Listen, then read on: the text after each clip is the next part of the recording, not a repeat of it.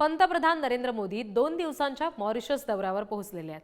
12 मार्च रोजी मॉरिशसच्या 57व्या राष्ट्रीय दिनाच्या समारंभात मोदी प्रमुख पाहुणे म्हणून उपस्थित राहतील।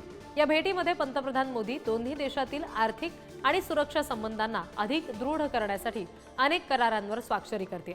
2015 नंतर भारतीय पंतप्रधानांचा मॉरिशसचा हा दुसरा दौरा आहे। विशेष कार्यक्रमासाठी प्रमुख पाहुणे म्हणून मोदी सध्या मॉरिशसमध्ये गेलेले आहेत। हे दृश्य आपण पाहतोय, त्यांचं स्वागत यावेळी करण्यात आलं।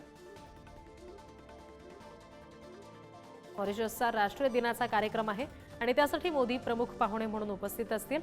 12 तारखेला म्हणजे उद्या हा समारंभ असणार आहे आणि त्यामुळे 2 दिवसाच्या खास दौऱ्यावर मोदी मॉरिशसला गेले।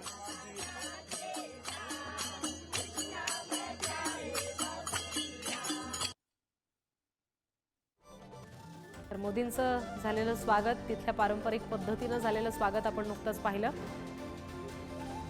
2 दिवसांचा मोदींचा हा मॉरिशस दौरा आहे आणि पंतप्रधान मोदींचा मागच्या 10 वर्षातला दुसरा मॉरिशस दौरा आहे।